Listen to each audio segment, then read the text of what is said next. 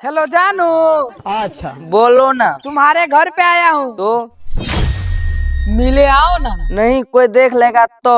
रे रबिया नायिका रे लूटा ना भैया तलाई माला तनी मार मार नितला ना नितला जल्दी नितला बहला हो नितला ना नितला जल्दी नितला बहला हो मिले थाती आइल तोहर दाँव के लाभाला।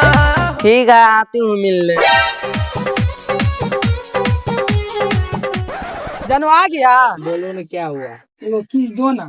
नहीं जानू दो ना प्लीज, दो ना दो ना। ठीक है देती हूँ।